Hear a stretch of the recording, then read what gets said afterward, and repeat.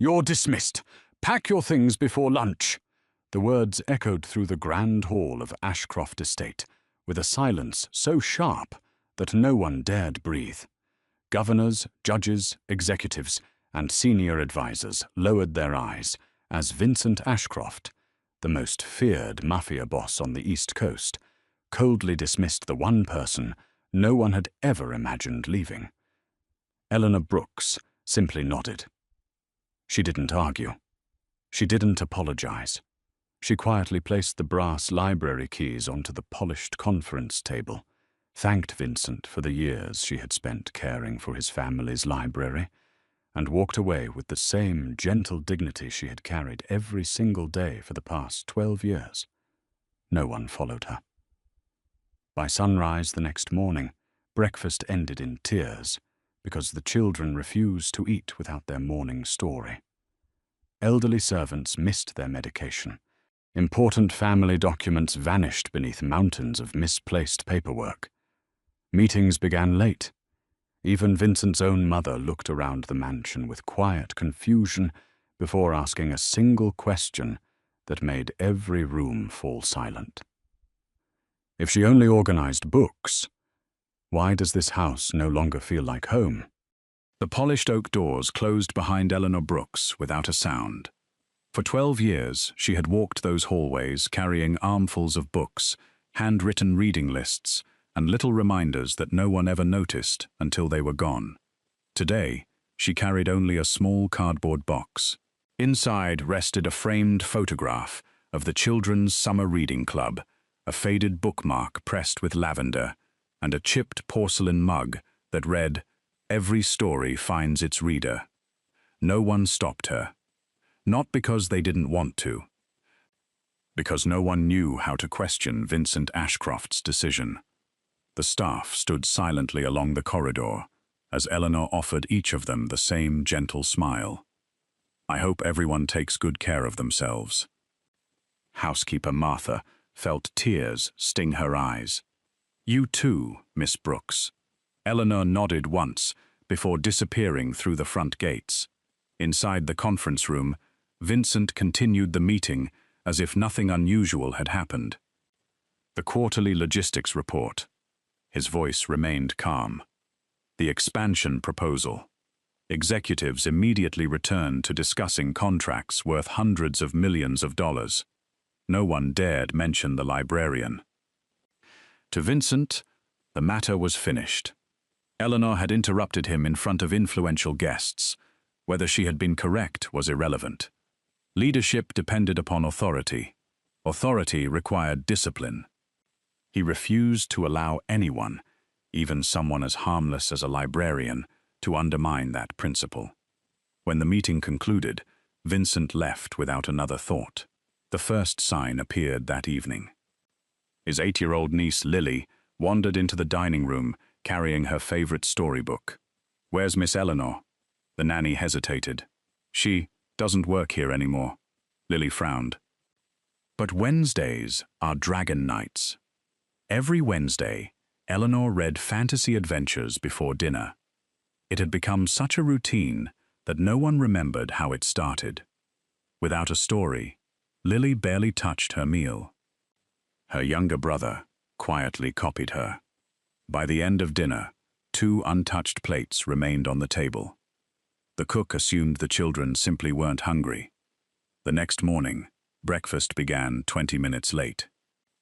Not because the chefs were delayed, because no one could locate Lady Ashcroft's favorite antique teapot.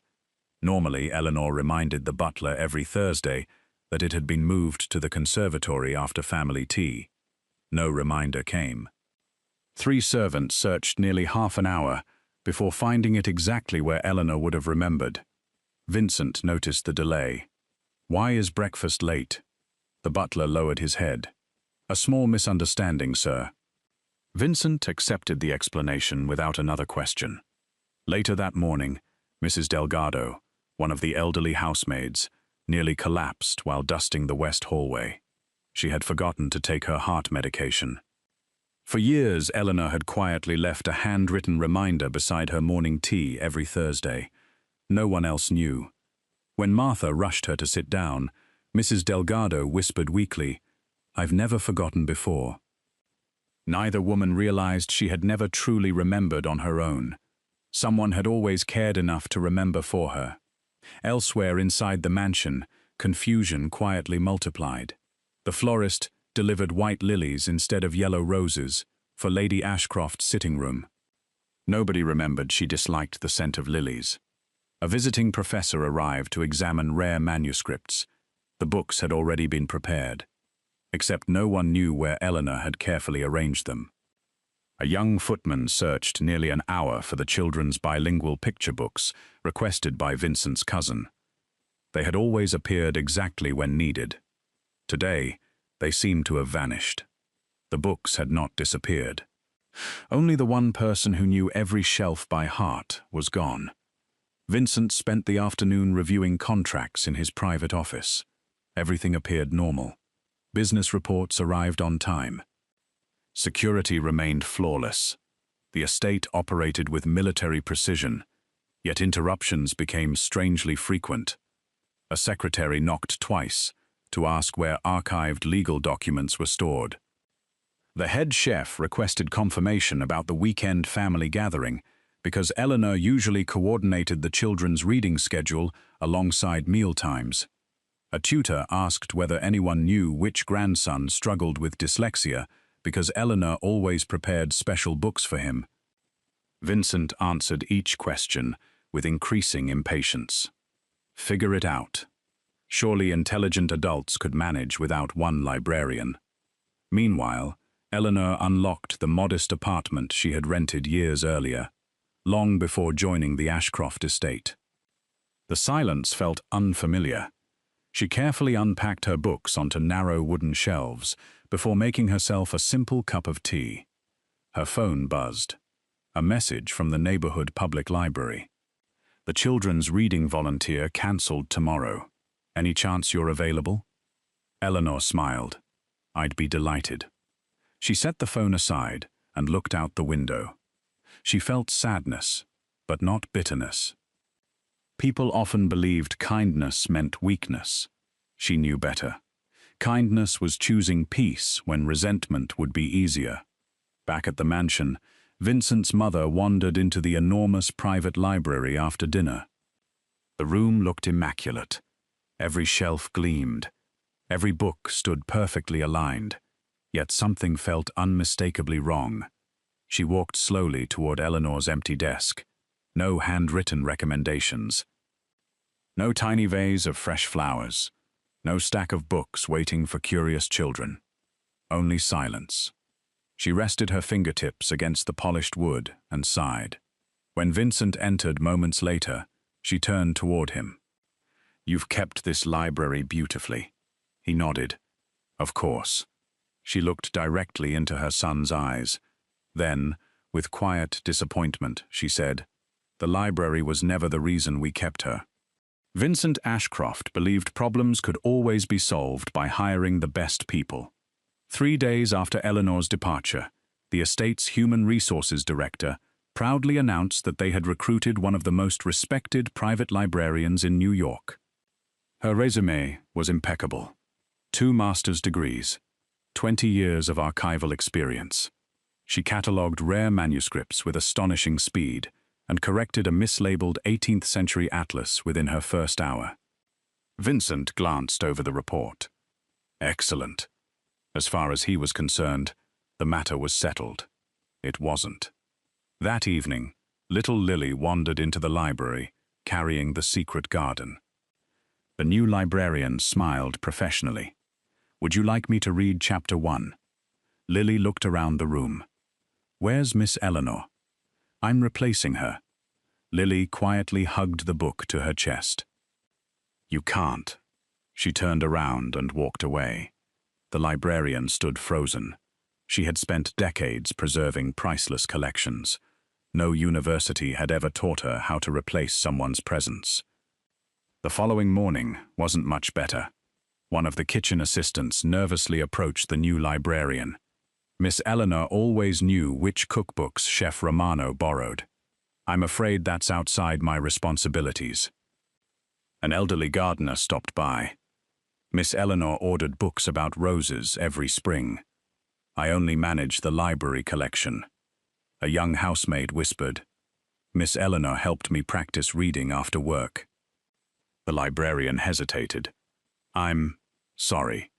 By lunchtime, she understood something no interview had prepared her for.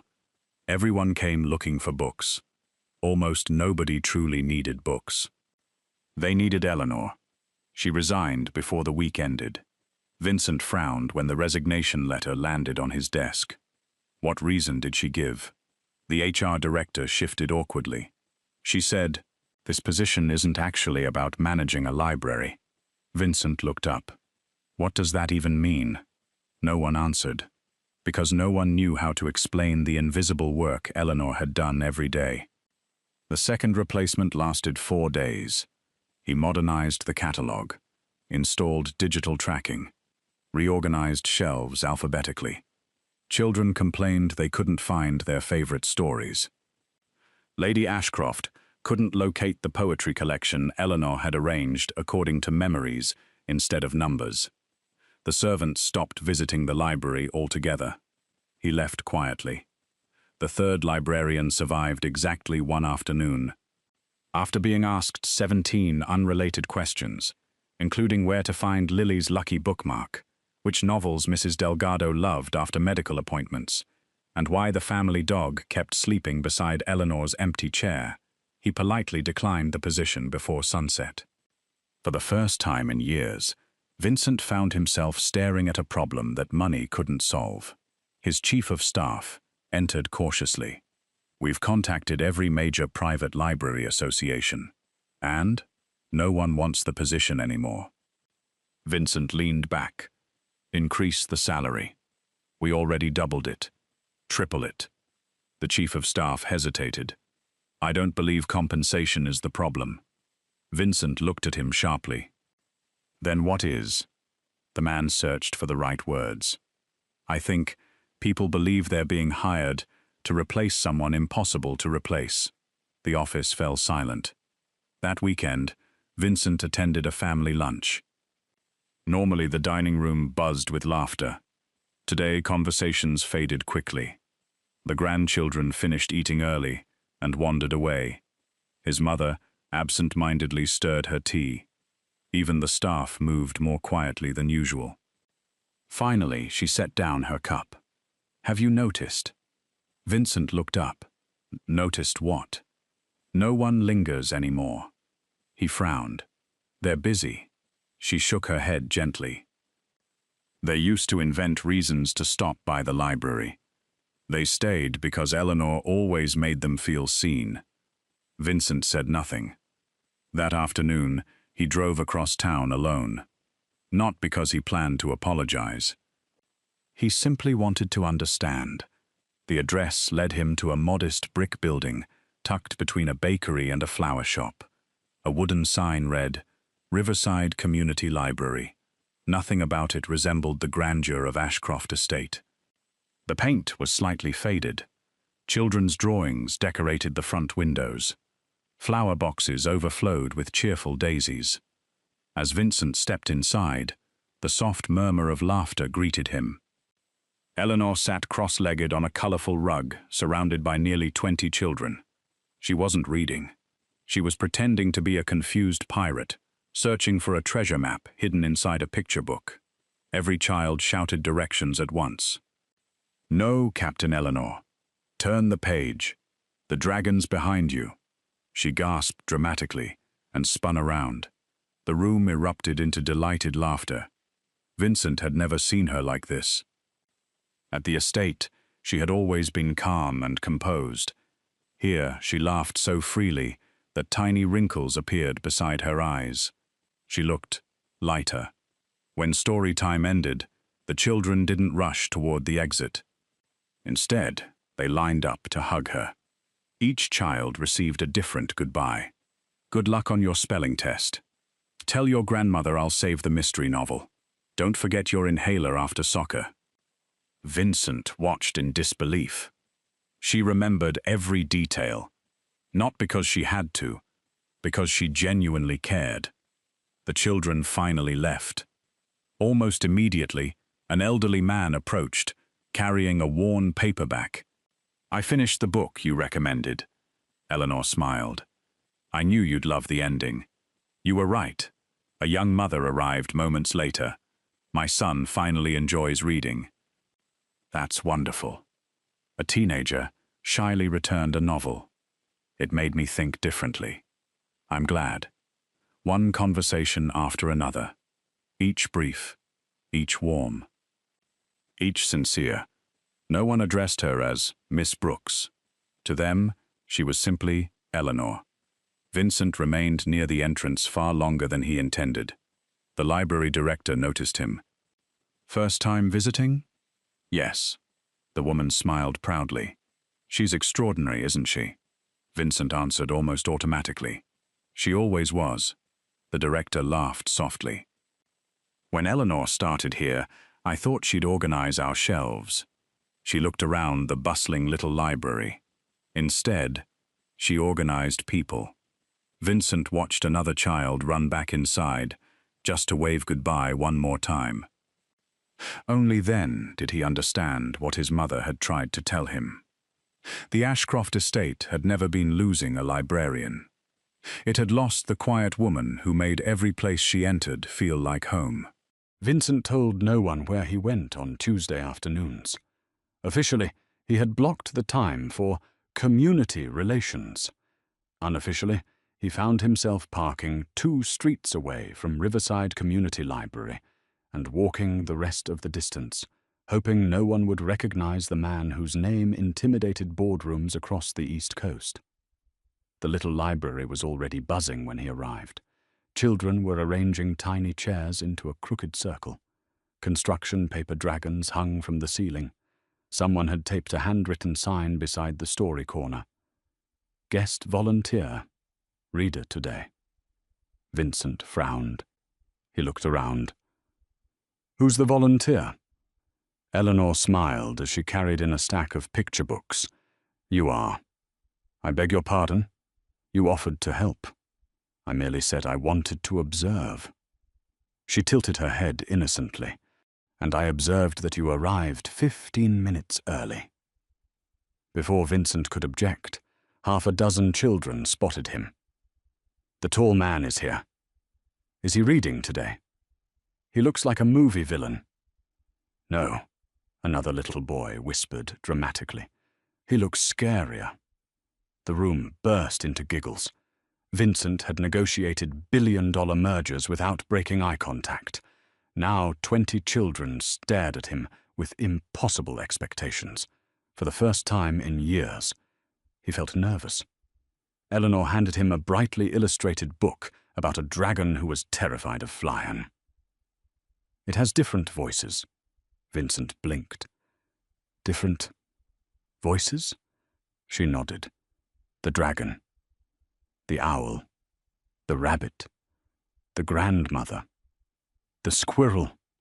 He looked down at the colorful cover as though it were a classified government document. "I wasn't informed there would be squirrels." 5 minutes later, "And then the dragon said—" Vincent paused. What exactly would a dragon sound like? A little girl raised her hand. "Not like that." Another child added, "You're making him sound like somebody's grandpa." Laughter exploded across the room. Vincent cleared his throat. He tried again.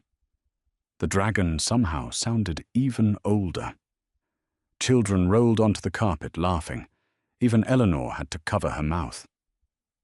"I'm sorry," she whispered between laughs. "I truly am." She wasn't. Her eyes sparkled too brightly. By the end of the story, the children had corrected him 17 times. Dragons roar. Owls blink more. Rabbits don't talk that slowly. The squirrel needs more energy. Vincent accepted every correction with remarkable patience. When the final page ended, one little boy gave his honest evaluation. "You were terrible." The room became silent. Then the boy smiled. "But you tried." Another child nodded seriously. "You can come back next week." Vincent surprised himself. I'd like that. After the children left for crafts, Vincent helped stack tiny chairs. I embarrassed myself. Eleanor smiled. You survived. I've commanded armed security teams. And today you were defeated by 6-year-olds. They were surprisingly organized. They learned from librarians. For the first time since meeting her, Vincent laughed without restraint. The sound startled even him. Week after week, he returned. He never announced his visits. He simply arrived. Sometimes he shelved books. Sometimes he repaired broken picture books with transparent tape. Sometimes he carried heavy donation boxes. Children gradually stopped treating him like a stranger. Instead, they gave him assignments. Mr. Vincent, you're too slow. Mr. Vincent, this puzzle goes there. No, that's upside down. He obeyed every instruction with quiet dignity. No executive in his company would have believed it. One Tuesday, Vincent noticed an elderly gentleman entering with a weathered leather satchel. His silver hair was neatly combed. His cardigan had elbow patches. Several children immediately ran toward him. Mr. Harold, read the fairy story. Harold smiled warmly. I suppose I can.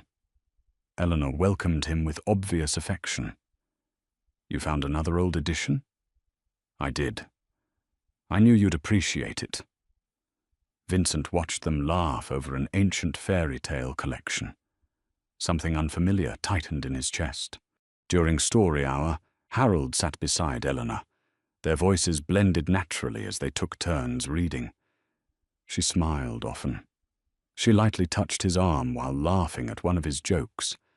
Vincent found himself staring at the pages of his own book without reading a single word. A little girl tugged his sleeve. Wrong page. He blinked. Oh, you've been looking at that picture for 5 minutes.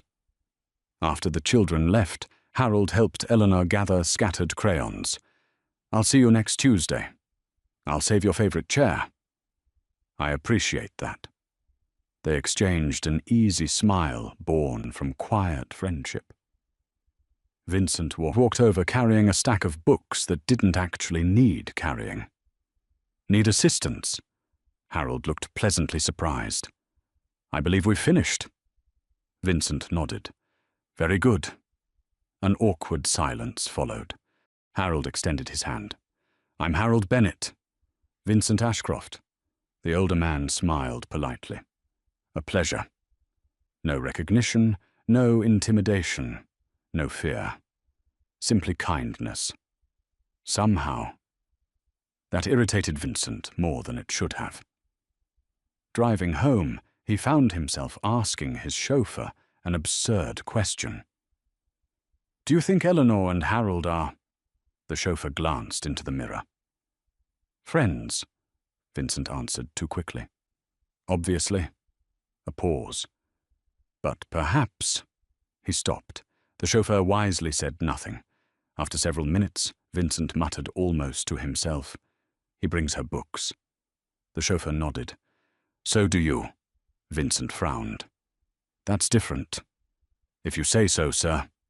The following Tuesday, Vincent arrived 20 minutes earlier than usual. Harold was already there. They stood on opposite sides of the entrance like two gentlemen, pretending not to notice each other. Harold smiled. You're early. So are you. I wanted the comfortable chair. Vincent looked toward the reading corner. There are 6 identical chairs. Harold chuckled. Not after Eleanor adds cushions. Before Vincent could reply, Eleanor stepped through the doorway carrying a tray of homemade cookies. She stopped, looked at both men, then slowly smiled. You two are competing for the best reading chair. Aren't you? Neither answered. The silence was answer enough. Eleanor laughed so hard she nearly dropped the tray, for reasons Vincent couldn't explain. Hearing her laugh felt strangely more rewarding than winning any business negotiation he had ever fought. Yet beneath that warmth, another realization quietly settled into his heart. For the first time in decades, he wasn't afraid of losing his reputation. He was afraid of losing someone whose happiness no longer depended on him. The annual Ashcroft Foundation Charity Gala transformed the city's historic museum into a glittering showcase of wealth and influence. Crystal chandeliers bathed the grand ballroom in warm light. Politicians exchanged handshakes with business leaders. Philanthropists posed for photographers beside towering floral arrangements. Every guest wore something extraordinary. Vincent Ashcroft arrived precisely on time. As always, conversation softened the moment he entered. Respect followed him like a shadow. Tonight, however, his attention wandered toward the entrance every few minutes. He was waiting for someone. When Eleanor finally appeared, the room did not fall silent because of diamonds or designer gowns. She wore a simple navy blue evening dress that fit her comfortably. No extravagant jewelry, no dramatic entrance, only quiet confidence. She greeted the museum volunteers before acknowledging the city's elite. Several guests smiled warmly. Others barely noticed her. Vincent did. For reasons he no longer questioned, she became the center of every room simply by making the people inside it feel important. "Eleanor!" A group of children from Riverside Community Library rushed toward her. Their parents apologized. "I'm so sorry. They've been excited all week." Eleanor laughed. "It's perfectly all right." One little girl proudly held up a handmade bookmark decorated with tiny painted stars. "I made this for you." Eleanor accepted it as though it were priceless. "It's beautiful." Vincent watched from across the ballroom. Nearby stood directors of multinational corporations carrying gifts worth fortunes. Yet Eleanor treasured a child's paper bookmark more than any expensive donation. He found himself smiling. The evening's program focused on literacy initiatives across the state. The Ashcroft Foundation had donated millions to libraries, schools, and educational programs. Ironically, almost no one knew the woman who had quietly inspired many of those projects. During dinner, Eleanor sat with public librarians, teachers, veterans, and community volunteers. Vincent sat at the head table among governors and executives, yet he kept looking toward her table. She laughed often. She listened more than she spoke. People naturally leaned toward her. It wasn't influence. It was warmth. As dessert was served, the Foundation's newest board member, Richard Hawthorne, stepped onto the stage. Richard was polished, successful, and deeply proud of both. He welcomed donors before inviting several guests to briefly discuss the importance of literacy. Unexpectedly, he looked toward Eleanor. "And perhaps Miss Brooks would like to say a few words." She appeared surprised but accepted politely. The audience applauded. She walked calmly onto the stage. Richard smiled politely into the microphone. Then, with just enough volume for everyone to hear, he added, "After all, it's always charming to hear the perspective of only a librarian." A few uncomfortable chuckles drifted through the ballroom. Others looked down at their tables. Vincent felt his jaw tighten. Before he could rise, Eleanor gently reached for the microphone. She smiled.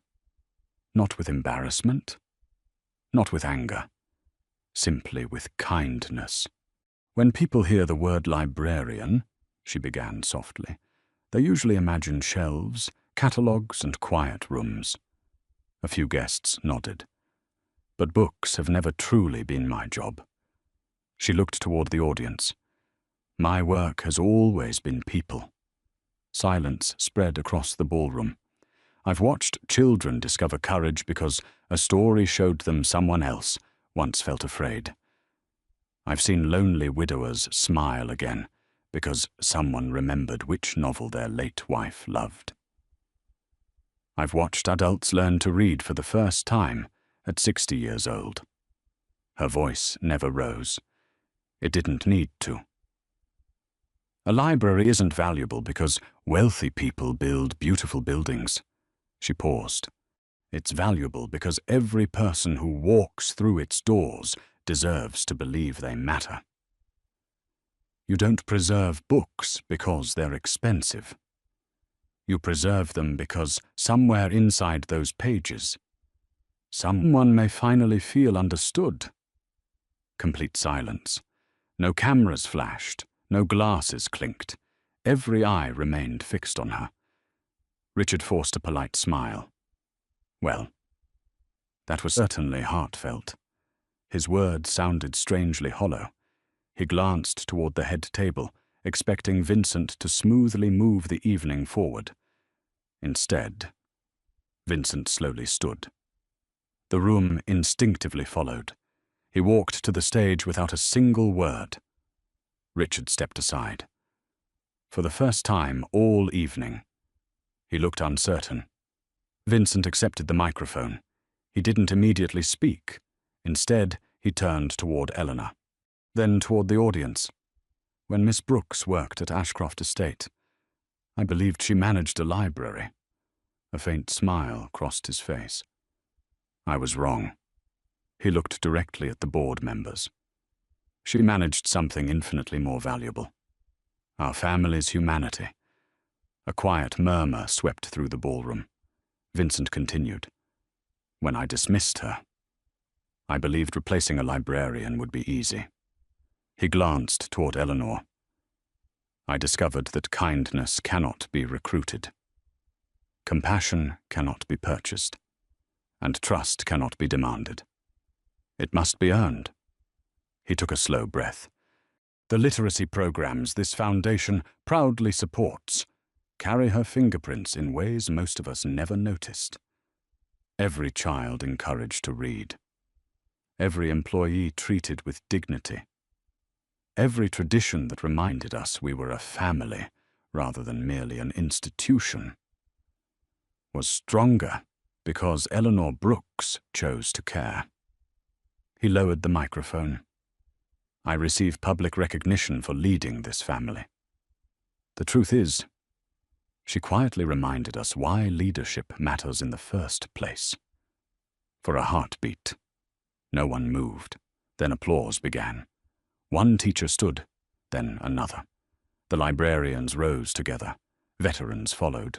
Parents, volunteers, executives, judges, governors. Within seconds, the entire ballroom stood applauding, not because Vincent had ordered it, because every word felt undeniably true. Richard remained frozen beside the podium. His earlier remark now sounded painfully small. No accusation had been made. No humiliation delivered. Yet everyone understood exactly who had earned genuine respect and who had merely possessed an impressive title. Eleanor looked at Vincent with quiet gratitude. Neither spoke. They didn't need to. For the first time since the day he had fired her, Vincent had not used his power to protect his reputation. He had used it to honor someone else's worth. And in doing so, he had finally become the leader Eleanor had always believed he could be. The applause lingered long after the gala ended. Guests continued discussing Eleanor's speech as they drifted toward the exits. Some approached her to introduce themselves. Teachers thanked her. Parents shared stories about children who had discovered a love of reading. Young librarians asked for advice. She greeted every person with the same patient attention she had always given, making each conversation feel like the only one that mattered.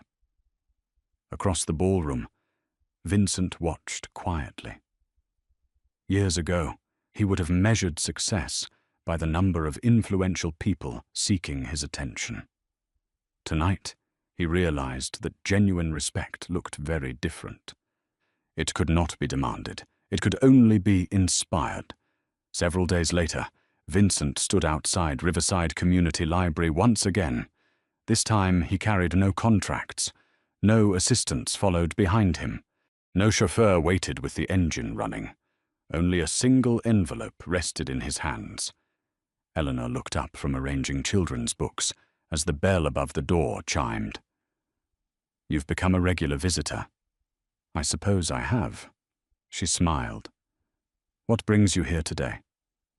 He placed the envelope gently on the circulation desk. She opened it. Inside was a formal offer. Director of the Ashcroft Private Library. Complete authority over its future. A salary larger than most executives earned. Funding for literacy programs. Staff chosen entirely by her. She read every page carefully, then folded the papers and returned them. "I'm honored." Her voice remained gentle.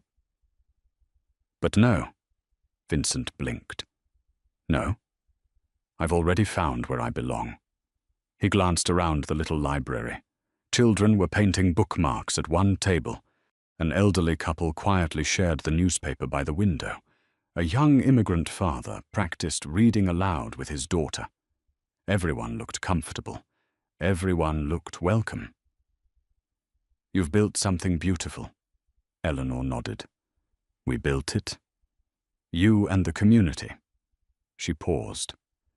"I don't want to leave them." Vincent lowered his eyes.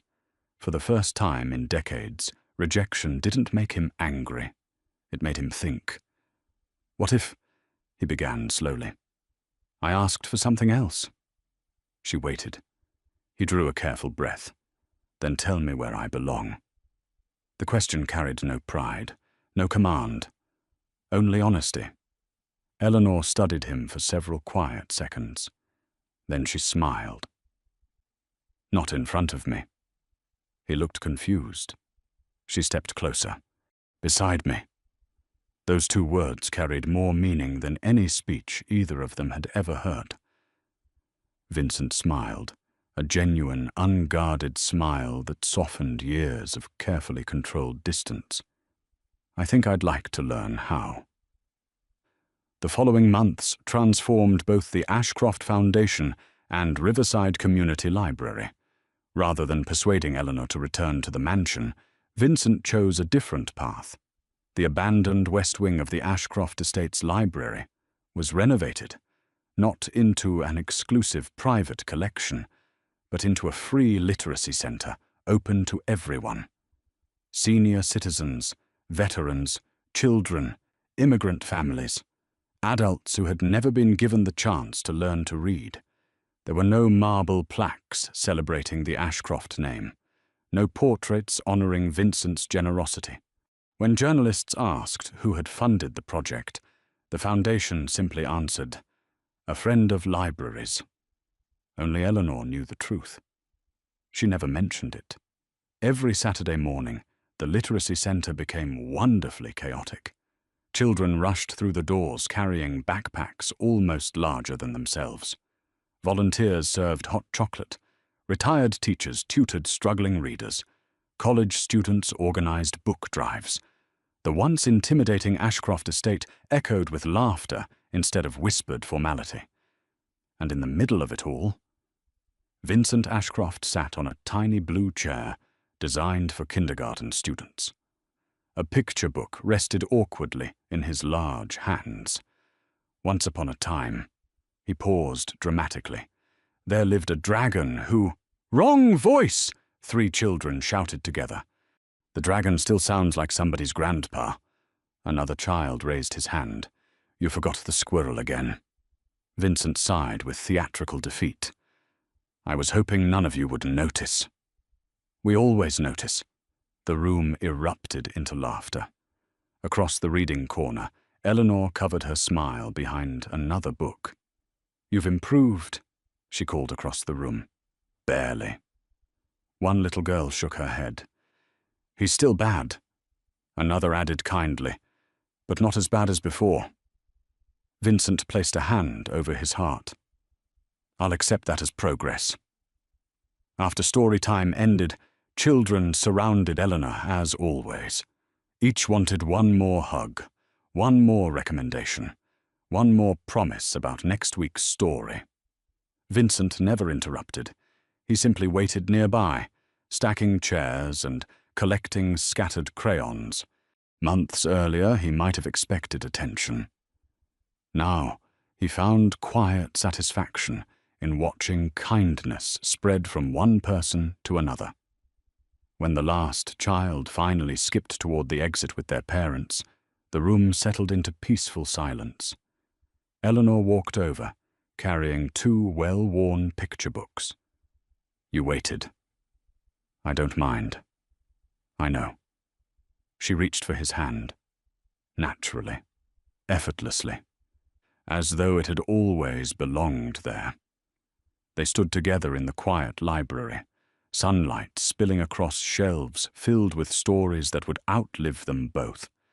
Outside, the Ashcroft estate still carried its legendary reputation. Business rivals still respected its influence. Politicians still requested meetings months in advance. Very little had changed in the eyes of the world. Everything had changed inside its walls. A young reporter, preparing an article about the Literacy Centre, approached Vincent before leaving. Mr. Ashcroft? He turned. May I ask one final question? Of course. What was the most valuable thing anyone ever stole from you? Vincent looked toward Eleanor, who was helping a little boy zip his backpack before reminding him to practice reading with his grandmother. He smiled softly. Nothing. The reporter looked puzzled. Vincent continued. She simply left, and took the feeling of home with her. He paused. But she also showed me that home isn't a place you own. It's something you build, one act of kindness at a time, Eleanor returned, slipping her hand into his once more. Together, they switched off the reading room lights. The grand mansion behind them remained one of the most powerful estates on the East Coast. But for Vincent Ashcroft, power no longer came from fear, wealth, or reputation. A mansion could command respect. A business empire could command influence. Only kindness could make either of them feel like home.